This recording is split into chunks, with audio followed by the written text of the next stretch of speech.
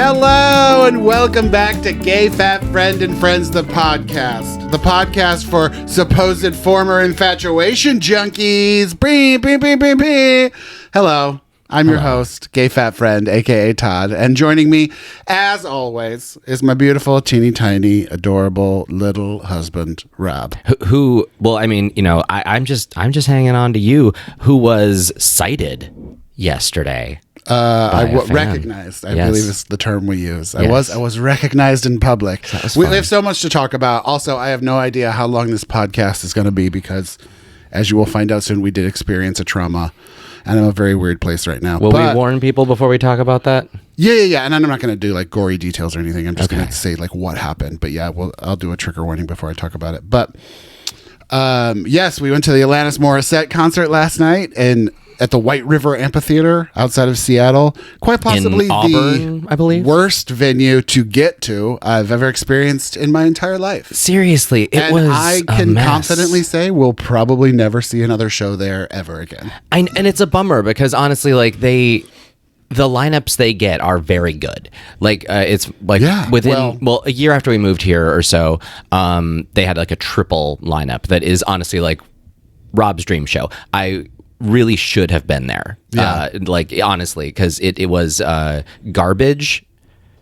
I think it was a double headliner of Garbage and Noel Gallagher's High Flying Birds, both of whom I very much enjoy. Well, and opening act Metric, whom is also one of my absolute favorites. Although in the grand scheme of things, I was like, hey, I've seen Metric live 3 or 4 times. I've seen Garbage live 4 or 5 times. I'm back to see this band called Garbage. Right. And I've seen Noel Gallagher once. And so I was like, you know what? I'm probably okay. Especially like I think we just moved. And so there was a lot going on in our lives where I was like, well, I don't have time for this right now. Well, and were the tickets on the buy sell group or were they they were available. Okay. They were available, but it was one of those where it's like, oh, it's a venue that's it's an hour away from where we live. And like we literally had just moved, which cost a fortune. And, we were still just dealing with a whole bunch of just stuff that we had to do. And I think running off to a concert wasn't really in the cards at the time. Well, yeah, and we didn't really know the city yet. It's over an hour away, which we discovered last night is actually 3 hours away. In the middle of a forest. Yeah. All right. Well, yeah, we should get into this thing because seriously, it was an experience. By the way, real quick, this is episode 30. Hey. Oh, rim shot. No, actually, let's do applause. That's applause, yeah. Applause. Can we talk over the sound cue? I don't know. It's applauding. We're getting applause. This is episode 30 of Gay Fat Friend and Friends. I honestly have never done anything this consistently this long ever. I'm sitting right here. Hi-yo. Hey. But yeah, I mean, I definitely like post online every day. I have for like the past 4.5, 5 years, but I've never done anything like a 30 minute to an hour long podcast every week, which takes more work than anything else I do in life. And you even plan around trips and stuff. So like you've had to front load content. Yeah. And we've never missed an upload, knock on wood. I mean, we made it to 30. We never missed an upload, and I can say that. So if we miss an upload, it's fine because at least I made it to 30. Well, this one needs to get up there first. True. Oh, God. At least it's getting in the can now, so that's something. But it's episode 30. We made it. And I think it's perfect to talk about Alanis Morissette because, 30. I don't know. That's the return of Saturn. Okay. Oh, that's right. Yeah. Yeah. Which is a No Doubt album, but yeah, but still, it's like a return to what was before in a sense, or like a cycle, which is kind of fun. Okay. And that this Alanis thing, it's not a 30-year cycle for you, but it is like still a cycle nonetheless. Look at you getting woo woo. I didn't know you had woo woo stuff. I just happened to grow up in this world of a whole lot of woo woo stuff. I mean, you are from Southern California, and like my brain remembers it all. Like I know. I'm not a flat earther, but I've heard all their arguments. Yeah. Well, also, and like, still one of my favorite things is that they do refer to themselves as there are all sorts of believers of the flat Earth. We have flat Earth members all around the globe. Yeah. Like that's in like their own description at times. And it's like did you hear what you just said? Actually, it's probably gone by now since I think that's been like such a meme for so long. Yeah. But well, also you having an encyclopedic brain is one of the reasons why we get in fights so many times, because something you don't know pops up and I get mad because you are supposed to know everything. Hardly fair. And the worst thing is I've been conditioned to be frustrated when I don't know something, which seems hardly fair. A lot of people don't know a lot of things and are perfectly content with it. Yeah. And I'm like, I have a condition to think that I'm like letting you down. Well, that might be a little spectrum-y. We don't know. We've never gotten a diagnosis, but that could be. I think it just grows up being a people pleaser. One of those things of like people come to me and like ask me for questions, and I should either know the answer or be able to get you the answer. I think we've told the Gone with the Wind story. Haven't we? Yeah. Oh, I believe we have. Yeah. If you're just now listening, I'm going to tell the story because it's my favorite story. Rob lived in the dorms like we all did, and a friend of his. Well, Rob's known for always having books and movies and stuff. And a friend of his popped his head into his dorm room and he said, "Hey, Rob, do you have Gone with the Wind?" And Rob said, "The book or the movie?" And your friend said, "The movie?" Movie. And Rob said, "No." And then his friend goes, "Well, do you have the book?" And Rob said, "No." And he was like, "Then why did you give me options?" And Rob was I just wanted to know what you were looking for. I don't have any of it, but I just wanted to know all the information of your question. Which, I guess I just needed to know specifically what he needed. Yeah. But on the other hand, though, I should have recognized that I never could have helped him. I couldn't have even offered him a synopsis of that story. Like, I could have given him little to nothing about Gone with the Wind. Right? And it always, because you're such a cinephile. But I've never seen it. Bookhead. Yeah, I've never seen it and I've never read it. That whenever a movie pops up that you're like, "I've never seen it," I'm like, "What? Didn't you take film classes?" But yeah, still, it's one of those things where it's and we've incorporated that phrase into our relationship as we just say book or movie, because like sometimes Rob will ask kind of meaningless questions. Sometimes I need to know the details for no reason. Yeah, needs to know the details, but they don't affect his life at all. Yeah, and he can't fix them. Like literally, you could tell me like I was on my way to a movie and I got a phone call that I'd won $1 million, and I'm like, "What movie were you going to?" Yeah, like I just needed to know that thing for some reason. That's the info I need. It just helps. Yeah. But yeah, we went last night to see Alanis, which was my first concert ever in 1996 for my 16th birthday. It was a couple weeks after, at the Riverport Amphitheater in St. Louis, Missouri, which I just found out a couple stops before our show last night. She went back to Riverport, which is called something else now, but she's doing her amphitheater tour apparently. And yeah, it's funny that she played Riverport again a couple nights before we saw her. But yeah, I months ago saw that she was doing this like greatest hits tour, and I was like, I think it's time that we like go to a real concert and see Alanis and get like adult seats in the front and stuff, you know? Yeah. And then well, and I looked it up and it honestly it was not that expensive of a show compared to like we could have gotten what it could have been. Yeah, we could have gotten pretty good seats. I think they were like less than $200 a ticket. I was gonna say if we'd splurged and done like maybe $300 seats, they would have been very good. Yeah, like very, very good. Well, I'm betting the seats we had were $300 seats. I think they might have. Yeah, they might have been around. But anyway, we kind of talked about it, and we were like, "Well, it's pretty pricey. I don't know. Let's think about it." And then, well, plus it was so far off at the time. She announced the show like in like November or October. Yeah, I think of last year. Because I remember talking to somebody about it well before Christmas. Yeah. Well, so we kind of put it off, and then I don't know how the conversation came up, but Rob's sister and brother-in-law are both professional musicians. Like they play in bands, they play at the Hollywood Bowl, they play Broadway shows, they play movies, TV shows. Like they literally play instruments for a living and teach. Yeah, it was Thanksgiving. Was it Thanksgiving? It was the Thanksgiving that we had to go separately. Yeah, and I went, and I think I literally said to. I think I just said to my brother-in-law just in passing that I was like, yeah, it's so funny. We haven't been to a concert in so long. And I think I might surprise Todd for his birthday because this show is like within a couple of weeks of it. And I mentioned it and he goes, oh, like a friend of mine is literally touring that show. Like, and which is one of those things where I'm like, huh? And his brother is a professional guitar player. Brother-in-law is a guitar player. So he knows like almost every guitar player, especially over the age of 40, right? A lot of touring and studio musicians in Los Angeles, they all know each other. Yeah, and like it's a very small community. Because like my sister's toured with Josh Groban, and my brother-in-law he's toured, but he typically has toured with traveling musicals. He always does Broadway, like, and I think when I met him, he had just finished touring Mary Poppins. Yeah, but every time he always, like, a lot of musicians don't actually tour with the tour around the country. They, like, especially in major cities, they get like a whole new band when they arrive. Yeah. And so he does like every show at the Pantages and the Hollywood Bowl in LA. Yeah, he does a lot of those. But yeah, the and especially, I mean, because he isn't like my sister and her husband don't want to tour as much anymore now that they have kids. They've got children. Yeah, but like before the kids, that's when they were doing the touring stuff. But yeah, so yeah, he mentioned, he was like, oh yeah, a friend of mine's touring that show, which of course I immediately start thinking like big, huge tour. It's like, no, she had 5 musicians with her. That was it. And so yeah, but it's funny because and he was like, oh well, I probably won't be able to get you tickets. And he was thinking back in Rob Lives in LA brain. Los Angeles brain. And yeah, and like, of course, in LA, it's impossible to get free tickets to that show because every single person on that stage is from LA. And so all of the comp tickets are all eaten up probably by Capitol Record execs. Yeah, or all of Alanis' people. Yeah. Like, yeah, it's just one of those things. And so... Yeah, she lives in Malibu.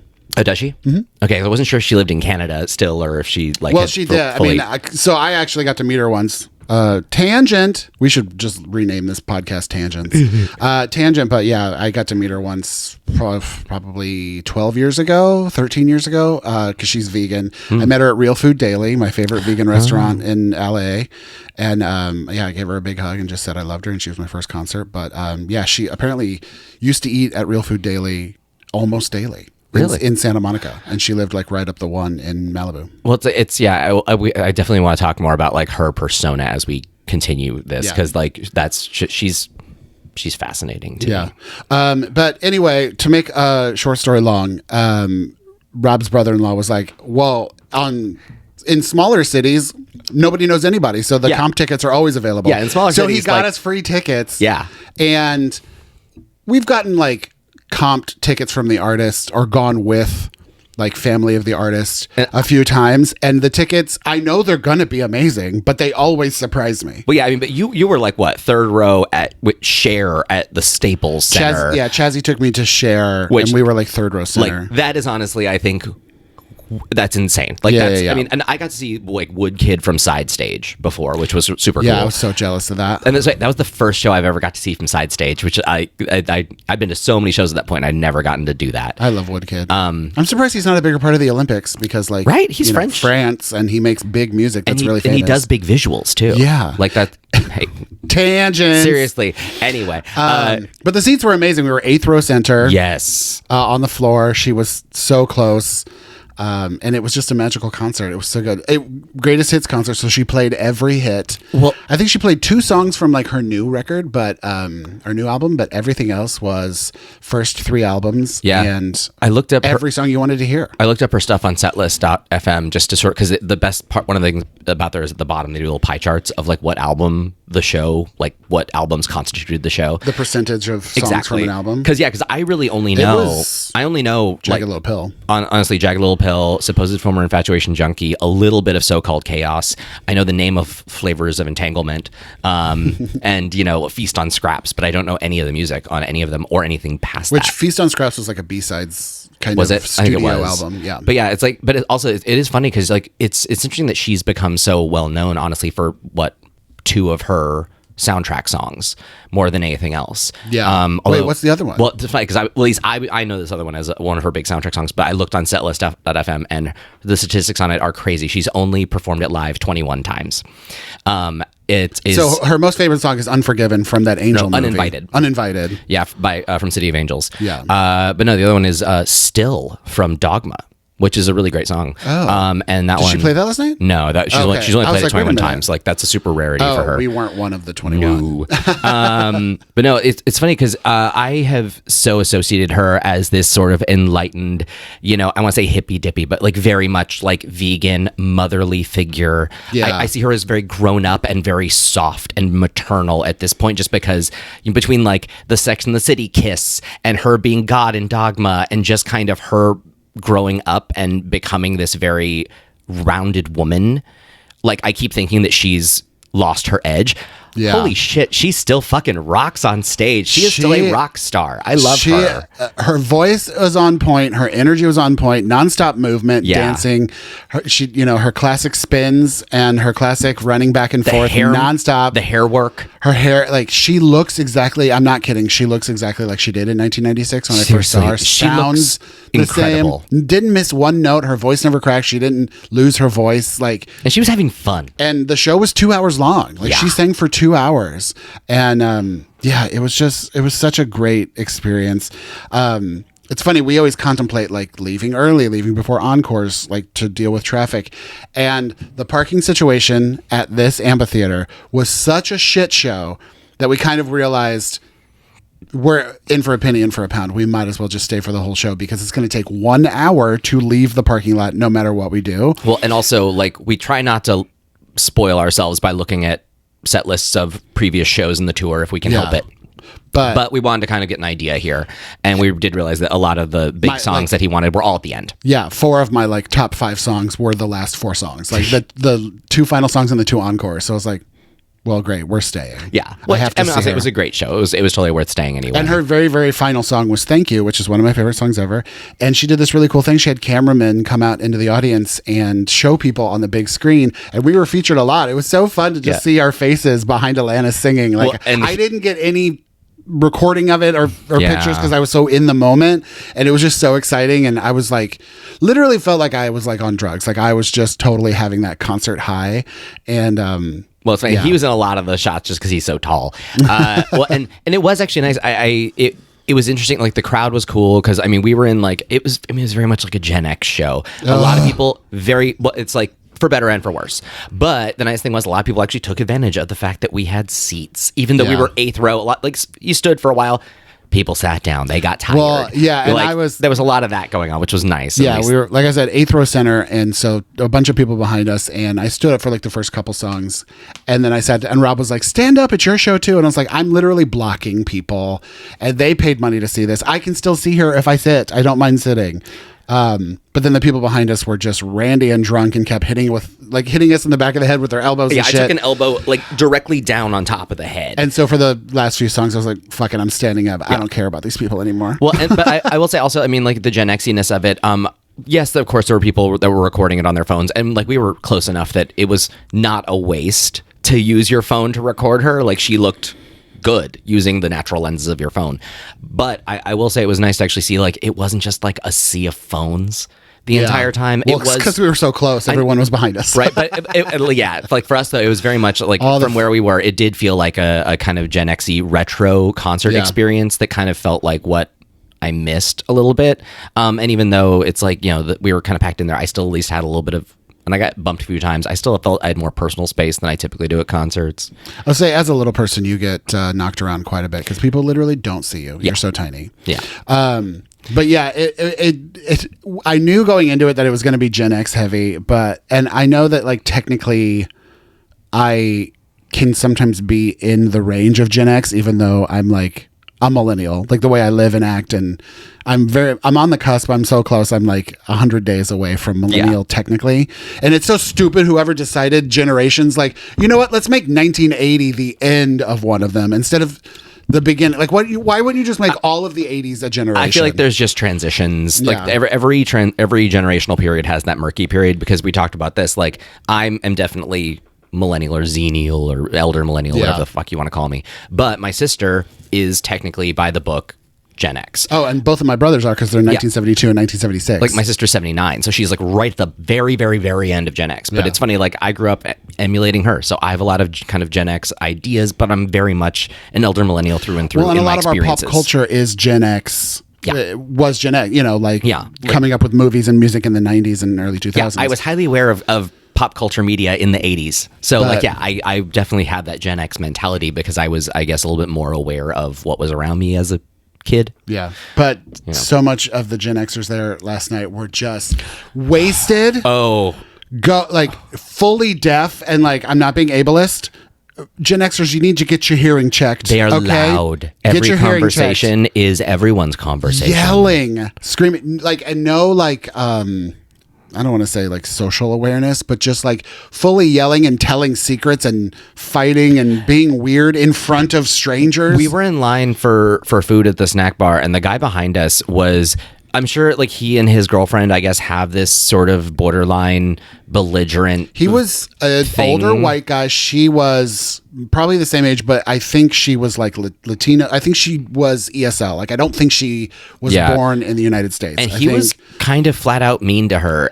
But he was wasted. He was like, she was like, I need to go look at the menu. I don't know what I want, because it's like a walk-up stall food kind of, Disneyland kind of walk-up place. Yeah. And it had a pretty big menu. And he like didn't hear her or something. Anyway, he just kept calling her stupid, and he was like, "Fuck you! I'm just gonna order what I want." How do you not know how to order food? And she's just standing there taking it. I was like, I'm gonna kind of go into a role here. It might get a little intense, but he was like, "What the fuck do you mean?" It was just like, and it was like unbelievably loud. Like, just explain yourself. Yeah, and it was just like, what? But like, he wasn't like, do I have to worry about? He wasn't like spitting mad. He was just talking terribly to his partner. It was weird. But like, she was drunk too, and they were just weird. And there was a lot of that, everyone just yelling. And it's like, Gen X, we grew up with hearing tests all through elementary school. Like, I know you love to focus on the drinking from a hose and staying out past the street lights, but we also got hearing tests. You need to get back into that. Y'all need hearing aids, mama. Okay? Y'all are deaf. Sorry, we got to roll back also. So like, this venue, the venue itself was cool. Like, I'm not a huge fan of trough urinals. Like, seriously, we need to update the world to just get rid of those. If you're not familiar, I feel like I have a largely female audience. Men have urinals in their restroom, but a lot of places, especially venues and stuff, and especially in the country, just do a giant metal trough with constant running water, and it probably, stands about 10 people wide. You just walk up to a trough and pee in it. No privacy, no like guard things next to each other. You're just standing elbow to elbow with people with their dicks in their hands. Which, honestly, and it's so funny because, like, just having gone to gay bars, a lot, I've been in a lot of communal pissing situations. Like, it's not fun. I don't like them. However, it is interesting. You know what makes more sense than the trough? Just the waterfall wall. That makes so much more sense. Like, you don't have to pee on a wall. Yeah, you don't have to stand back. And sort of show off your stuff. You can literally get up close as if it's a urinal and mind your own business while you stare at the wall, and they just have flowing water running down it. I think Here Lounge back in WeHo back 1,000 years ago, they had the water wall. Which was amazing, and they just made sense. And it had a window above it that people could walk by and look down, if you were tall enough. I was like, what? There was a window? That's not a thing. I didn't know that. But what it should be is just a stall for everything. Well, that would be the easiest thing. It's not 1746. We don't need to just pee in a room together. Right. Like, we can just have privacy. It's not that bad. Because I get pee shy. I'm not like afraid to show people my wiener. I'm not afraid to be around people with their wieners out. I actually prefer it. But I get pee shy, and if I think anyone's looking at me peeing, it goes right back up, even if I have to pee real hard. I have major pee anxiety too. I'm not a fan. And it's not like a conscious anxiety where I'm like, oh, people are looking at me. My body sees us. No, it is just one of those things. Like, I pushed, I've like punched myself in the stomach and be like, do it. You can't reason your way out of it, because then you start overthinking, and then your brain is shutting it down. Yeah. So getting to the venue was honestly like shockingly terrible. It was crazy. Because like we were talking earlier about how Seattle seems like a mistake in that T-Mobile Park and Lumen Field are across the street from each other, and they have games on the same night. That seems just like poor planning. However, we were able to escape those two venues within 10 minutes. Unbelievably easy, well-run machine, especially for the disaster that is Seattle city planning. It's all mostly one way and all directed by police and security people. And like, they figured it out, at least, for as bad as a lot of driving here can be. They got it. This place is out in the middle of nowhere. It's like just literally we were on like the trip is back roads. Yeah, it's like a 24-mile stretch on like just a 2-lane road. Yeah. And it's crazy because they don't have any people directing traffic until basically you get to the venue. Literally the front gate. And I'm pretty sure most of them are volunteers. Yeah. There's a couple like of those big digital signs that you can change the writing of, like, I don't know, a half a mile outside of the venue that say like, if you want to go to parking, turn in gate 2 or whatever. But you don't see a human being or police officer directing traffic until you can see the venue. And getting into the venue is literally like a 2-lane road. And unfortunately, what feeds into that 2-lane road, though, are like 3 other arteries that all are single lanes going into that. So every single, like there's 3 merge points where you have to zipper in one at a time before you get to the big one. Yeah. And so like we literally sat in mostly stop. I don't even want to say stop and go. We were stopped. I had the brake hold function on in the car. Yeah. And like we were in that, it got to the point where I was able to fully just stand up out of the sunroof to look and see how far ahead there were cars. Yeah, because we're literally in the middle of fields and pine trees. It's like farms and horses and everything. And you're just on a farm road and you're just stopped and there's people everywhere. And we can see on the map that we are close to the venue, but nothing's moving. Yeah, like the map estimate was like an hour and 5 minutes, which that's how long it took us to get that's how long it took us to get within an hour of within a mile of the venue. Yeah. The last mile took us roughly 2 hours between driving and parking, which parking at least was free. That was great. Well done. But you have to get there at 3 p.m. and not like I mapped because, OCD and a Virgo. I check traffic every day starting about 8 to 10 days before an event. I just start checking traffic so I can memorize traffic patterns and know like when to go somewhere because traffic is different every day. So you need to look at traffic on a Sunday, on a Monday, on a Tuesday, on a Saturday. Like you need to know traffic every single day. And so I started monitoring traffic about 10 days before so I could see what it was like. And it was always between like 52 minutes and an hour and 4 minutes. And so I was like, okay, cool. Well, we don't care about the pre-opener. The opener was Joan Jett, who would have been cool to see, but I don't really need to see her. But anyway, everything started at 7 or 7:30. We never planned confirmed. on seeing Joan Jett. Yeah. So I was like, you know what? Let's leave Seattle between 4:30 and 5 because then we can get there, park. Alanis probably won't go on until like 9 o'clock. So, because we hate sitting around waiting for the headliner to go on.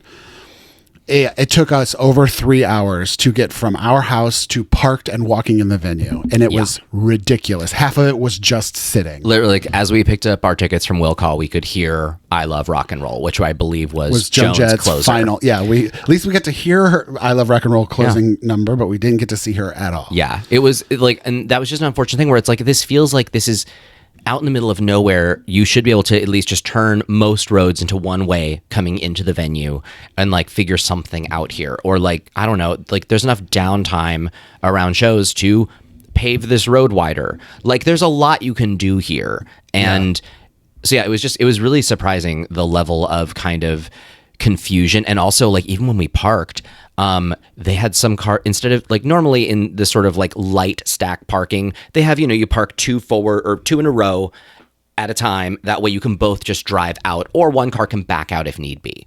But you both just drive into the spots, kind of back to back. They literally had one row of cars pulling in and doing 3-point turns to back into spots because they didn't plan well enough. Washington is obsessed with people backing into parking spaces, and it's so stupid and inefficient, and I hate it. And this is in a field, so there's no lines. You're just parking on grass. Yeah, there's having you do like arbitrarily back in and create new lines out of cars. And then luckily, I think they realized that was a waste of everyone's time, and they moved us over. And we were the first to do a series of parallel parking on the left against a chain link fence because basically they were out of room.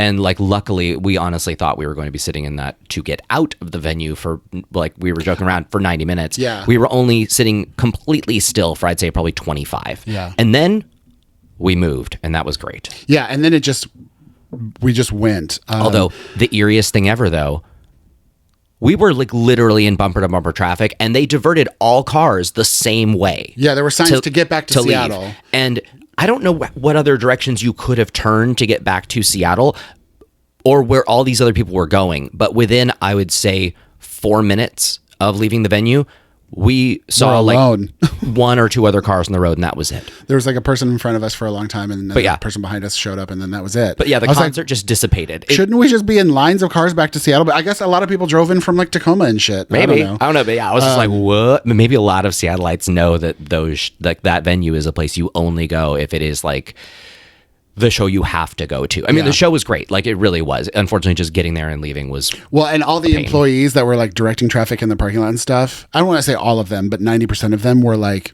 meth mouthed tweaking, like tweakers. And like, no shame. If you want to do meth. But if you've ever like worked with someone on meth or worked with someone who's like tweaking, it's just like trying to corral bees. Like they're like, go down here and then park here and then do this and then turn around and then they would just walk away and we're like, where do we go? And it's a whole line of cars and it makes me nervous. Everybody's frantic. No one has teeth. And it's just like it was just kind of a shit show. Yeah. But it was one of those things that's like, once we got in, okay, someone said that we had 45 minutes till Alanis started. So I was like, we're getting some chicken strips, we're getting beers, and we're chugging and eating. So, because like we had planned on, we'll get dinner at the venue, we'll have some drinks, it'll be cozy, it'll take be fun. Our time. No, we had to choke down some chicken strips, which were delicious. Yeah, and good fries. Got some beers and some cocktails, and it turned out to be an amazing night and experience. But and at least this is funny. It was minorly annoying because Alanis went on at 9:15, and I got up to use the restroom and get more drinks at like 9:50 or 9:55. No, it was 50. It was 5 minutes after. Yeah, and like I went up and I was just like, hey, can I get I think I want to get a refill of a soda that I bought and a Bud Light for me and a Bud Light for you, and they were like, oh, alcohol was cut off, and I was like, when? And they were like 9:45, and I'm like, I want to be like, that's 30 minutes into the headliner, which is early, especially given that she went on for so long. Yeah. But given how the best description I could give it was wasted in the sun. I was like, everybody rambunctious. was like, given how just everyone felt like it was. I like, this sounds terrible, but I was like, it's what I assume NASCAR drunk is like. It's just you've been drinking in the sun all day. You are dehydrated. It was so hot and humid. Yeah, like we're so used to living over here on the Sound where the wind blows out any kind of humidity and heat at night. And like we showed up right at sundown. So like we and it's a fully covered amphitheater too. So like the humidity and the heat just like stuck and everyone was sticky and sweaty. But and I'd say anyone who got there early enough to get reasonable, like easy parking and to actually see the opening acts had probably been there and probably baking in the sun for quite a while and drinking a lot. And so, like I was first minorly annoyed and I was like, you know what, honestly, for the sake of us getting on the road, thank you. Yeah. Thank you for cutting everyone exactly. off. Hopefully that gave people an hour and a half of sobering up. Ish. Yeah. So like honestly, for the best. Yeah. But we made it back to the car and we made it out of the venue and drove back to Seattle and it was all good. And then that's when the trauma happened. So trigger warning, about to talk about something, and I'm not going to give details, even though it was quite gory. I'm not going to give details about what we saw, but it was like almost exactly an hour. Once we got moving, the GPS said 1 hour back to our house. So I would say 10 minutes before, maybe 15 minutes before. So we've already been driving for like 45 minutes. We're on the 5 freeway south of Seattle. And we unfortunately saw a very tragic, brutal dead body on the freeway that had come from the overpass above it. And it came out of nowhere. We're just driving, no traffic really. Pretty wide open, not a lot of people on the road, but then all of a sudden we saw brake lights, people like stopping and kind of swerving and backing up, and we're like, what the hell? And then maybe 4 seconds until we got up to what was happening. I thought it was like a bucket or a tire or something, because we had already seen so many buckets and tires. I thought it was a tarp. Yeah, we had already seen so many things in the road coming back. Like there's just a lot of debris on Seattle freeways. It's kind of crazy. But it's honestly nothing compared to LA freeways. I feel like I've avoided so much stuff there. Also, right. It's like I'm just used to universal. I'm used to just avoiding stuff. We literally saw, I'm not kidding, 10 things in the freeways and roads. 10, like a tire, a trash can, a bucket, a tarp, a piece of plywood. And the bucket was rolling. That road did collect quite a bit of stuff. Like there was just so much stuff that we passed going to the concert and coming home that we were like, oh my God, what fell in the freeway now? Did someone lose a mattress? Did someone lose a 2x4? But there was like a car just completely stopped in the middle of a very fast moving freeway. And it was in the lane to the right of us. So I actually had to swerve a little bit. But when we got up close, we saw that it was a body, and it was really, really, really traumatic. I've never seen anything like that before, and it really is sticking with me. And I have like obsessive thoughts and OCD, and so sometimes I can't stop thinking about things. And then I, permanently tattoo it inside my brain because I can't stop thinking about it. I've been with you on that. Like literally, I stayed up until I think 3:45 last night because I was playing Returnal just to kind of like break my vision. Yeah, luckily I fell asleep. I did not have good dreams, but it was a rough night and a really, really rough morning. Yeah. Because I've just never experienced seeing a trauma like that. I was very sad for the person that whatever happened to them, because we don't know and we haven't seen news or anything, so we don't know how they got to where they were. I don't want to give any details of what they looked like. Because frankly, I was like, there's one detail about it that is honestly ominous. The weirdest variable, and it makes me so much more uncomfortable about the whole thing. Like, if that one variable was not there, I would be able to make a lot more assumptions about the environment in which that situation happened, where I can at least fill in the gaps. Well, I feel like we have to say now. Honestly, I don't know. I don't know. It makes it real weird. If you don't want to hear what it is, just press the 30-second forward button on your podcasting device right now. But anyway, the body was completely nude. No socks, no clothes, no nothing. It looked like a prop from like a morgue scene from a TV show, because it was planking in a completely like flat, normal position and completely nude. Yeah, and so that was another really unsettling part of it. Luckily, like, I don't even want to say luckily, but like we never saw a face. Yeah. Because I feel like if we had seen eyes or something, that would have really, really been bad, because it was bad as it was. But yeah, so anyway, that was really honestly one of the most traumatic experiences of my entire life, to end such a fun and good night. I'm glad that we had such a fun and good night leading up to it, because I think if we had just been on, coming home from dinner, it would have hit a little. Well, or if it had been like 4 p.m., it was 12:30. It was after midnight. It's attempting to overshadow a really big thing we did, and so hopefully it won't. And it's weird, like and this, like, I can leave out the details on this, but like it is. It's funny. I keep trying to look to me as the one who's supposed to like help you through this, because like when I was 19, I helped my mom at work for a summer, and my mom managed a cadaver lab. So like, but I worked with a lot of pieces that were a little disconnected from like the full experience. And so like it's very different. If you're not familiar, if you donate your body to science, they like you don't like, if you need to like study the human body in a cadaver lab, you don't get the whole body. They send you the pieces you need to work on. Yeah. So it kind of, in a tiny way, removes the humanity from it, because you're just getting literally like an ear or an elbow joint or something. Yeah, like, it helps. You're just working on the one part you need to study. Yeah. So you're not getting the full body. And at least like where I was, whenever there was a situation where there was a face, the face was always covered. So like I never actually got to see a face. But yeah, so like at least I keep thinking that like I can like clinical think my way out of this, just because like 20 odd years ago I had more medical experience than most teens get. But like, no, the whole thing was just weird. It was just, and I keep thinking I can like help you through it. But yeah, it's honestly, it was shocking. And even with my background there and my background with my experiences, this was frankly alarming. It was just one of those things that it rattled me, and and I was shocked to see you as rattled as you were in the car, because like I instantly started crying, which was weird. I wasn't expecting that, because I was almost doing that like laughter crying, because my body started crying, my brain didn't, and I was like, what is going on, why am I crying? And I was like bawling, and I was like, are you okay? I don't know what to do. Do we need to pull off the road? Right, and you were like, no, I can drive us home. Like it's weird, because I kind of completely went very like, I'm just going to focus and drive and safety our way home. Like that's the main thing right now, is I just want to get out of this car.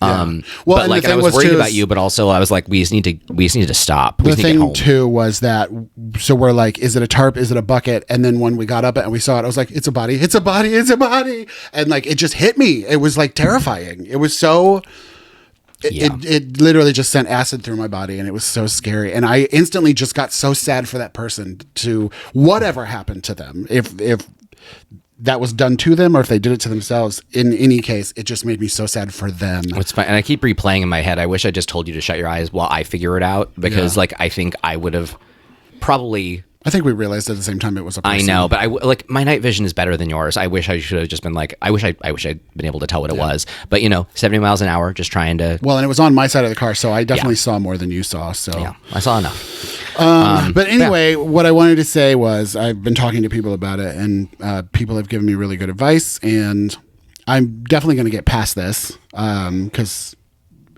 there's no other choice. I have to get past this. I'm going to maybe seek out some therapy, but some personal therapy that we did at home, is a lot of people chimed in because I posted about it on Threads, and they said it's kind of been proven that if you're in a traumatic experience and you have the opportunity, that you should play the game Tetris. Which they did say a lot, like immediately before you can kind of like replay the visual. Yeah, if you have the opportunity after a trauma, you should play the game Tetris because it can overwrite, almost like formatting an SD card. It can overwrite the trauma on your brain and help you deal with it.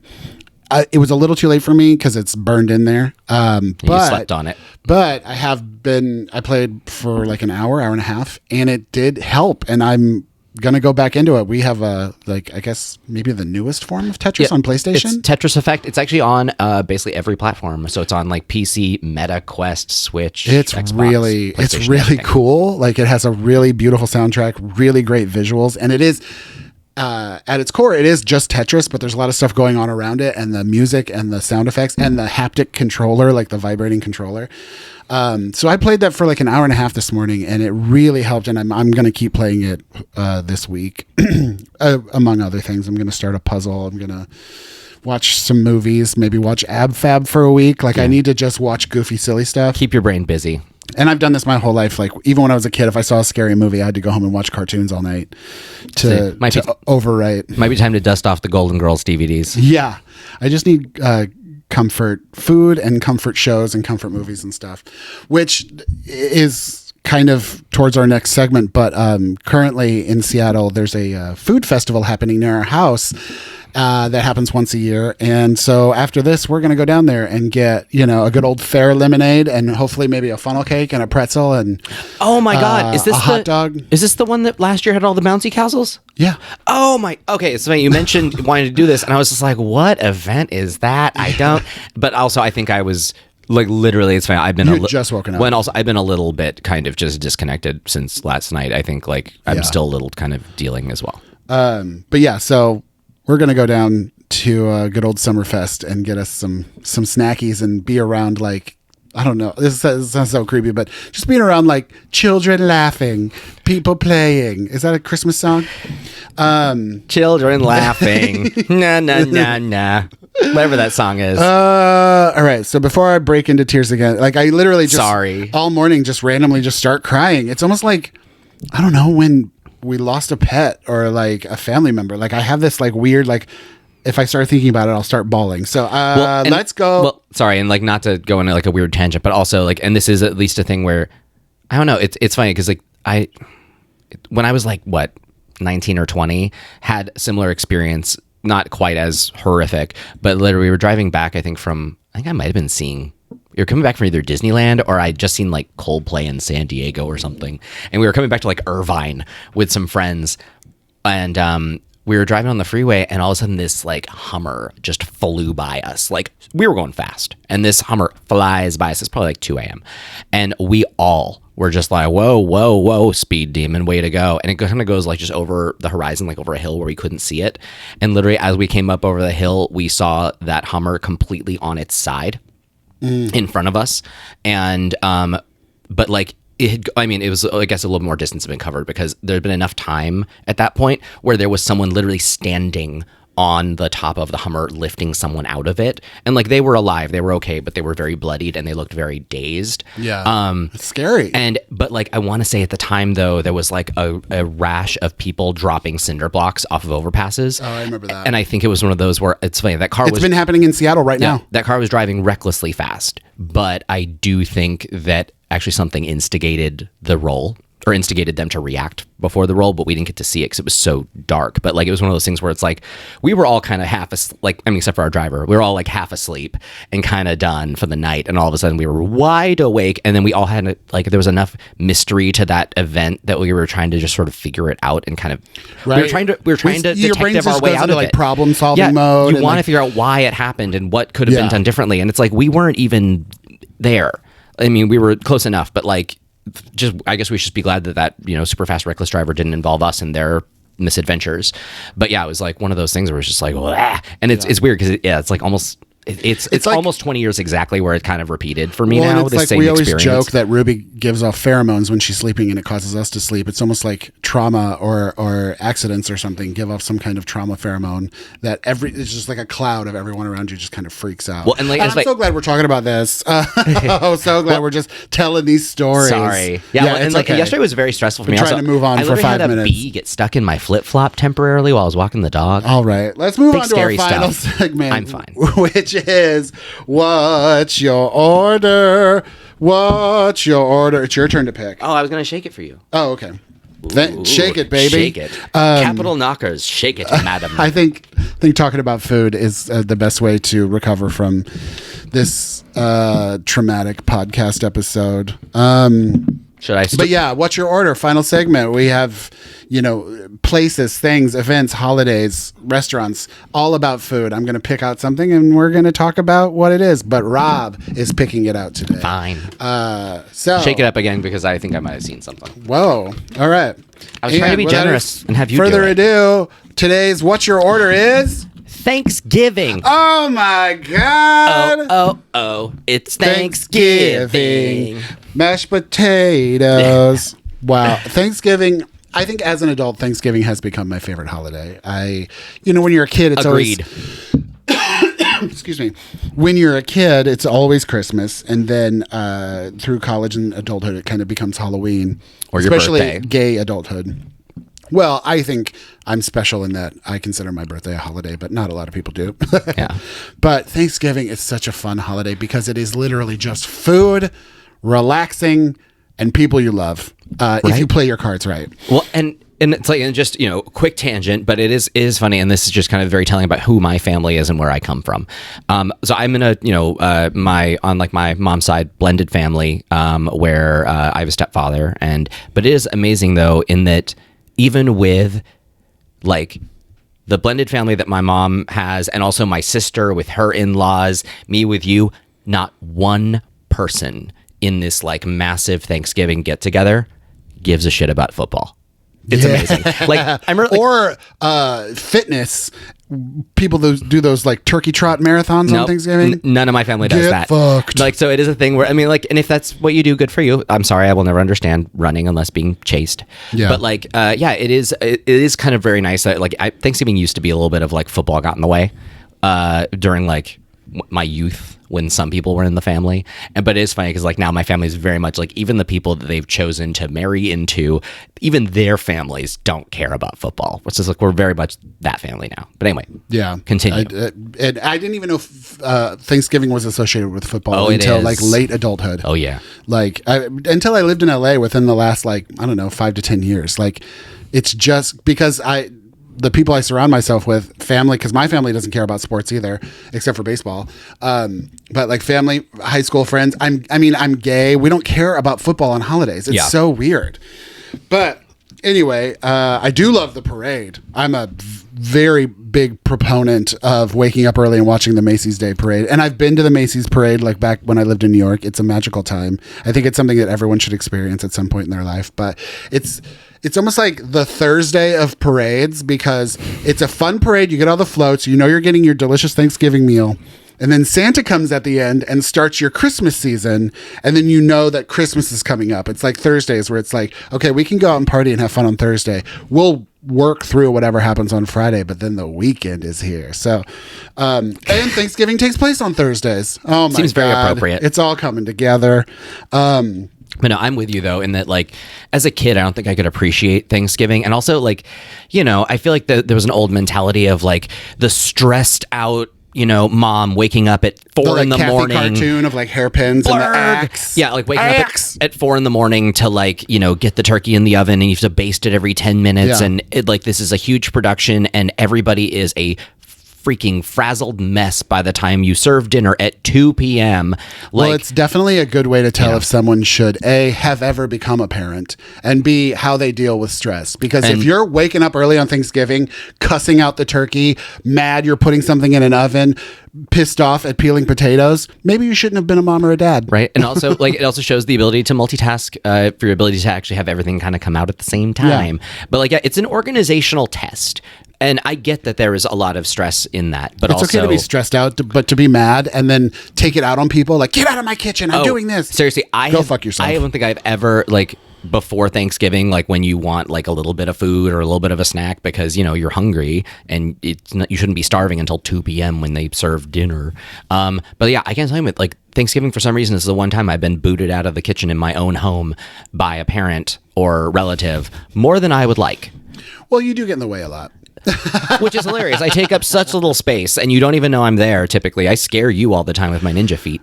And so like always sneaking up. And imagine me even smaller. I love that everybody is right now in their car. Get to your order. Sorry. But it's a segment talking about food, and all we talk about is bad parenting. But but like Thanksgiving, yeah, I always identified it as, I think, as a stressful time for my parents, and just kind of, it was weird. And also, I don't think I enjoyed the meal that much. Well, you don't, like I said, you don't really care about food. But now, I honestly, like, Thanksgiving is one of my absolute favorite meals, and I love the day, but also as the baby of the family, I'm still not really expected to contribute much. So I do just kind of get the to baby man. Yeah. I do get to like sleep in and show up and eat. Yeah. Like I'm not really responsible for much. And even with you take on all the work for us. Yeah. Anyway, sorry. But yeah, it's Thanksgiving for us. It's just become us. Like we'll occasionally have like one, maybe two friends over, or take a leftover plate to a friend. Yeah. But Thanksgiving, especially since the pandemic, has just turned into me and you by ourselves, and that's what you like. You like being alone. It's been so nice. Well, also like our Thanksgiving is very much at this point now. We don't end up with any food we don't want. We don't end up with leftovers that we don't want, and we do end up with leftovers, which is nice because I like to eat Thanksgiving for a week. Right, and it's a good amount of leftovers. Like we actually usually have a really solid like balance of them, but like it's not like, you know, there's a big thing of turnips that one person picks at. No, we don't make them because we don't eat them. Yeah. Like that's just a thing where we've kind of optimized what we make to where it's like the least stressful meal. Meanwhile, because I'm a fun person and I love Thanksgiving so much and love entertaining, I want a big 20-person Thanksgiving meal. Like that's what I want and I want to do, and I want to be around family and friends. And I love our we had that in LA before the pandemic because we could go to your family's house and we would, like, all the families would converge and we'd make fun of people and laugh and joke about it, but it was still such a fun, happy time. And now I love them. Just us. I love them, but everybody's just so loud. But anyway, so Thanksgiving, our new tradition is we order a pre-cooked turkey from Whole Foods. It's like $80, but you know what? For just the two of us, it lasts for well over a week. It's a ton of food and it's delicious. They are so good. It's really like moist, and like literally you put it in the oven to heat it. Yeah, you still bake it. You still bake it for like an hour because they come frozen. You still bake it for like an hour, hour and a half, but they come refrigerated, I think, right? Well, they come frozen in the truck. Got it. And then Whole Foods kind of defrost them, but not really. Got it. Because they're like, they still give you the giblets, so like that's frozen in the center every year. I'm like, oh, I always forget the giblets are frozen inside. But yeah, you heat it up in the oven. It's so savory and good. It's one of the best turkeys. It's juicy. It's like, why would you ever try to make it yourself? It's my new standard. Unless you're Martha Stewart. It's my standard for what a turkey should be, honestly. It's very good. You don't like turkey meat. I typically don't. And honestly, like I think that's actually what has also turned me on. Everyone's like, Rob doesn't like anything. No, that's what turned me on to Thanksgiving so much is like, honestly, I feel like I've grown an appreciation for turkey when it's not this huge stressor. Yeah. But obviously you have to have turkey. Yeah. Now growing up, I grew up on a sheep farm, so we had turkey and lamb. So a leg of lamb, like a whole roast leg of lamb, is very much a holiday main dish for me. Like my mom made it for Thanksgiving, Christmas, and Easter. So we had a lot of leg of lamb, and I love roast lamb. But for us, we only do turkey, and it's got to be turkey. And then we do just the basics. Now, there has to be green bean casserole. If there's not green bean casserole, it's not Thanksgiving, and I don't want anything to do with it. And we have been burned by that before. I've been burned by it multiple times. It needs to be a by the book. Yeah, no, it has to. It has to be the Campbell's French's fried onions, cheap, generic, white, WT green bean casserole. The American classic. Yeah, it's got to be. It's like, when you say, let's go get McDonald's, and you're like, okay, how about Wendy's? And it's like, no, I specifically need McDonald's. Like, I don't just need fast food. I specifically need the Campbell's French's fried onion green bean casserole recipe. Like one year, I went to a Thanksgiving with friends, and this girl, Sarah, who was just a burnout, None of us liked her, but we all felt sorry for her. So she had to be invited to the Friendsgiving. She was like, I'm making the green bean casserole. And I was like, are you sure? She was like, no, I want to make it. It's my thing. Cool. So we get to Thanksgiving and she shows up with a bottle of very cheap wine. And we're like, where's the green bean casserole? And she's like, oh, I got wasted last night and didn't feel like making it. So I just brought wine instead. I'm not kidding. I said 0 words. I turned around. We were like having a party. This is before I knew Rob. Yeah. Having a party at my best friend Carrie's house. I told Carrie's sister, I'm going to Ralph's right now to get the ingredients. I literally just left, went to Ralph's, got green beans, mushroom soup, and onions, came back, whipped it up, and made it. I was so pissed, but I was like, you know what? Fighting about this is going to solve nothing. I can fix this problem. We live in a major metropolitan area with grocery stores that are fully open. And so I just went and made it. And then another time we went to a family of families, like friend of friends, family of families Thanksgiving. And she's like, I'm making homemade green bean casserole. And I was like, you're going to mess it up. And I was like, can I please bring some? No. I'm making everything. We get there and it was, first of all, fresh green beans, disgusting. They got to be canned. Then it was a cheese sauce, not even cream of mushroom soup. Then it was red bell peppers. It was such an abomination. I was so mad that I want to say, so like that whole Thanksgiving was kind of scrapped because they also had spaghetti. What the fuck? That was a weird one. It was like a weird kind of potlucky one, but then also one person made a bunch of the food. Anyway, there was spaghetti with raisins in it. It was so gross. Anyway, I want to say that Thanksgiving we went home and I made green bean casserole just for me to eat like that week. I was like, I'm making my own leftovers. This is ridiculous. So yeah, gotta have green bean casserole. And then that's the one time a year, Thanksgiving is one time a year we do homemade mashed potatoes and I do the like hardcore cream cheese, butter, sour cream, salt and pepper, garlic salt. Like I do They're like delicious. Very rich one time a year mashed potatoes, but they're so worth it. I mean, I want to say we do a whole bag of potatoes and 2 blocks of cream cheese. It's so rich. It's so good. And we have a gravy tradition as well. Yeah, and then we have a gravy tradition, which came from Rob's Aunt Debbie, which I love her so much, and I love this tradition so much. Williams Sonoma, the very fancy kitchen supply store, also has like a food line of various bougie things, and one of them is a turkey gravy base mix. Like it comes in a jar. It looks like a jar of ragu. Jar. Yeah.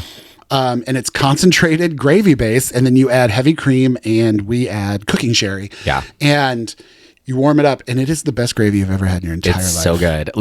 Oh my God. So good. We literally buy that gravy base months in advance. Like right in a 2-pack. As soon as we see it, we're like, get it. Yeah. Like it's and just it's a lot of people's traditions because when you go into Williams Sonoma, they have signs out there like gravy is here. Yeah. It's very good. And I mean, like, and I'm down for a lot of gravies. Like most gravies are good, but this one is just extra special. Excuse me. But did I just stop that? I don't think so. No. Okay. Gravy is key though, because so then we also do stuffing. You got to have stuffing and just stovetop, cheap box stuffing. Doesn't have to be anything crazy. Because you're doing it for the flavors, you know? You're not... Debbie, again, does make a delicious sausage version where she just adds sausage to it. And it's so good. Yeah, and I want to say like this last Thanksgiving, Debbie did like a super like custom, like, you know, full fresh stuffing. I know, I'm sorry. And it was delicious. I'm always down for a fresh dressing because, you know, stuffing is out. Like it seems like that is no longer in fashion to cook it in the bird. The preferred verbiage. Yes, dressing, you know, since you're cooking it in a thing, that's not the bird. Cooking it in a dish.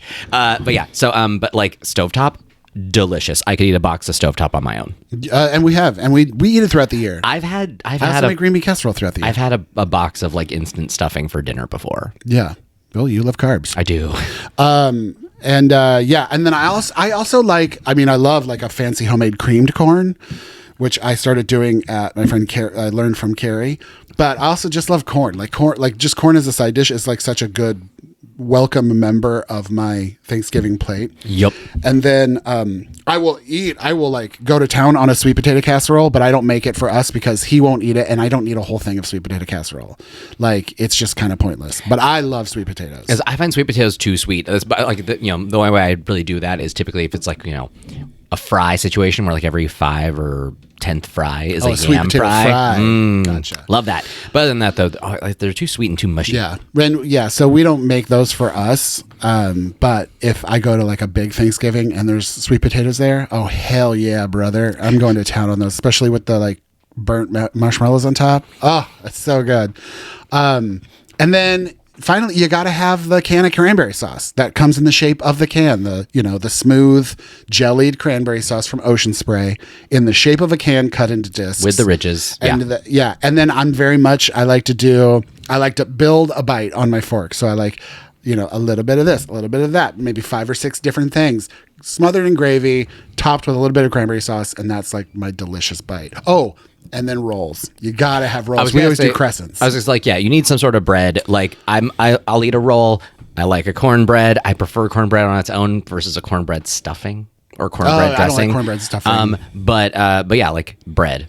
Love bread. Yeah, gotta have a crescent roll. Bread of some sort. Always have the crescent rolls. And crescent roll is like preferred. I also like the Hawaiian rolls, but Rob doesn't like Hawaiian rolls because they're too sweet. He doesn't like sweet stuff. So, but yeah, a good old Pillsbury crescent. We always get 2 tubes and we make them just for us. Yeah. Because we'll eat crescents throughout the week. And then we will feast on leftovers for 1 week. And honestly, by like the following Thursday, we're pretty sick of them. But I'm the type to even put like, turkey, mashed potatoes, gravy, and like if I happen to make like mac and cheese throughout the week or something, add that in there and like and the dressing and put it in a burrito.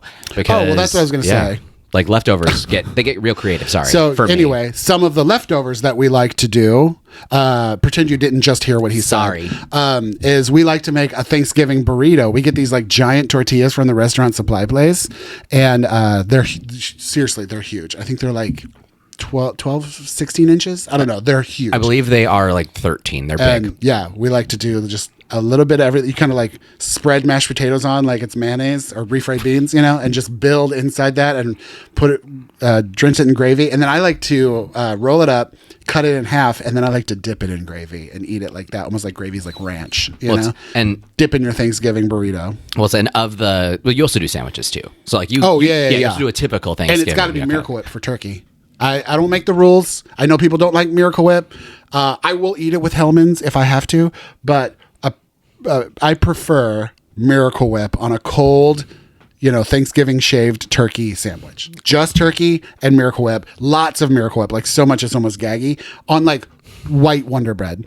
Just like super soft white bread, turkey, and oh my God. I'm like, my mouth is watering. Like there's spit flying out of my mouth right now. You lost me, bro. A little bit, but that's okay. A lot of people do. A lot of people don't understand that that's what Miracle Whip is for. I feel like there is no situation that ever calls for that. But also, like, and from earlier, like basically everything you said, I'm down for the most part on the Thanksgiving stuff. I didn't grow up with the green bean casserole like you did, but I do enjoy a little bit. That's so cute. Like when I introduced it to the family, your mom and your sister are both like I'm in charge of it every year if I'm down with family. And your mom and sister are always like, you're making the casserole, right? They love it. Yeah. And like I have a bite or two because like, I want to support, but like I'm a fresh green bean guy. Like I don't really go for the canned. Disgusting. I know, right? And then, but also, I don't like cranberry sauce. It's too much of a weird, shocking, like kind of crazy flavor compared to everything else. Yeah, it's just a sweet tart. So yeah, I basically like a big savory plate, and so basically, if it has gravy on it, I'm into it. I would say the biggest shocker is that macaroni and cheese is not a Thanksgiving side. It is not in either of our universes. No. And like, good for you if you need that, if that's what you want to do. But I know that for some families, it's like, who's making the mac and cheese, and it's very much like getting kicked out of the family if you make it wrong. Right? Like it's a completely foreign thought to Thanksgiving in my family. However, if someone showed up with a thing of mac and cheese, I'd be like, yes, please give me. Yeah, like, honestly, I would have no problem with it. I think it'd be great. And it's not like I'd be like, ugh. It's not like if you brought like, this sounds terrible, but like if you brought something very unexpected or like a very specific world cuisine to Thanksgiving, like if you brought a big chafing dish of chow mein, I might be like, what? Yeah. I mean, I'll eat it. It'll be delicious, but also I wasn't expecting that. Yeah. But like mac and cheese, I'm like, I get it. Like that actually makes a lot of sense, but I've also never included it as part of Thanksgiving. I'm not a big baked mac and cheese guy because it never works. It's always a little too dry. 90% of the time, the noodles absorb any kind of moisture from the sauce, and then it's like super dry and like, yeah, it's flavorful, but like the noodles get mushy. like I feel like mac and cheese needs to be made with a cheese sauce and it needs to be served instantly. Like it's almost like Alfredo. It's but just like the longer it sits, especially when you bake it, it loses all of its moisture. I feel like the baked mac and cheese thing might be a skill issue, like on my behalf, because I've tried it several times and it never works. But like I think it must be a skill issue because I've had it before and it's been good. Well, it's usually fresh. Oh, I guess so. It's something that like it has to be served as soon as it comes out of the oven, because if you make it ahead and bake it and then you're just gonna like reheat it for Thanksgiving, it's done. It's over. It's just dust. Well, it's funny because I feel like it's mushy grossness. Leftover casserole mac and cheese either needs to go into a waffle iron or get breaded and fried. You do want to use that waffle iron so bad. Never do, but you want to. Well, it's such a pain to clean. Not really. Compared to other things. It can't go in the dishwasher, and therefore it's a pain. Finally, I love a pecan pie and an apple pie. Yeah, I was like, you gotta do desserts here. I love pecan pie, and I only eat it at holidays, but I love it. And obviously my mom's is the best, but she has to make it. I've made her recipe. It's the exact same pie, but for some reason it just tastes better when my mom makes it. And then I also love an apple pie with like a crumble topping, like a Dutch apple pie. That's the best kind. I was saying, I usually go so ham at Thanksgiving on potatoes that like dessert's usually not a priority for me. Also, I'm not a huge fan of pie. For some reason, like God, seriously, I sound like I hate everything. You do. Well, for pie, I think it's usually the graham cracker crust is too gritty, which I'm not a huge fan of, and not a big. Just cheesecake. Is it? Yes. I thought other pies had graham cracker crust too. I mean, like pudding pies, like if you're gonna do like it's funny because that's a lemon cream or a chocolate cream. A chocolate cream pie is the flavor of pie that I would like because I'm not a huge fan of like produce in a pie, like fruit and stuff. No, I'd rather just have the fruit. Do you guys see what this life is like? Do you see what I have to deal with? I'd rather just have the fruit than put it in a pie. Like, give me an apple. But like, I do like a chocolatey thing, but yeah, then I don't like the grittiness of the crust. And so it's like you just I can't win. And so you can't win with this one. What I typically do post Thanksgiving for my dessert type thing is I usually have like a coffee. Or an affogato. Like I like just sitting there sipping like an after dinner coffee. I think those are great. You're such a nerd. I love you. What? I like a coffee or coffee over ice cream. But yeah, that's our Thanksgiving. That's pretty much everything. I think we covered everything. We didn't really get into apps. Growing up, we always had chili con queso dip with chips and shrimp cocktail. We always just did cold shrimp cocktail, which your mom kind of does too. It's always just like, I don't know. The 1970s, 60s, and 70s loved a shrimp cocktail appetizer. My mom never did shrimp cocktail until she bought that special serving dish. Yeah, that like holds the ice and the shrimp and then the cocktail sauce above it. Yeah, it's very fancy. It's very Williams-Sonoma. Very modern metal, and like it's very cool. But like, I don't think my mom ever served it like growing up until she got that dish. Oh, okay. And like, but also, my family was always cold shrimp cocktail and queso dip. Any family gathering, my sister will find an opportunity to make deviled eggs. So like usually, deviled eggs are usually eaten while preparing the Thanksgiving meal. That is kind of like the kitchen treat. It's mostly Easter and like spring and summer events. But like my sister will make a small plate though for Thanksgiving. I'm not complaining. I love deviled eggs. No, like she'll find an excuse, any excuse. So delicious. Well, and then my other thing, but this is for like every party, is my spinach dip that I make. Oh yeah. I'm actually going to be making it tomorrow for our block party. Is it Knorr? Knorr. The Knorr vegetable mix spinach dip that's on the package, where it's just mayonnaise, sour cream, spinach, and the vegetable mix. You chill it and then you eat it on bread or crackers. I'm really excited I get to make that tomorrow. I just remembered because, we have a block party coming up and I'm in charge of apps. I'm bringing that dip. Oh, God, I love it so much. Well, that's a fun way to end the episode, I think. Right. Talking about one of my favorite things of all time, spinach dip. We went all over the place this episode. We did. Sorry about the trauma dump. I hopefully by the next episode, I will be back to my bubbly self. But yeah, right now I'm just processing a lot of crazy shit, man. It's still very recent, very fresh. Like, yeah, it hasn't even. It's been 12 hours. It's been 12 hours. So, but I hope wherever you guys are that you guys are having a good time, and please come back. I promise the future episodes will not be this traumatic. Hold your loved ones close, all that. Hey, we did not talk politics once this episode. No. So I think we did a really good job. And we're probably not going to talk politics unless something major happens. Although what I was going to say is hopefully we get a VP pick today, because that's what I was hoping for. We blew it. It's your fault. Damn it. Classic. But all right. Well, I love you guys so much. And thanks for watching. And don't forget to like and subscribe and share and tell your friends and leave comments and all that good stuff. And yeah, thanks for listening. We love you. Goodbye.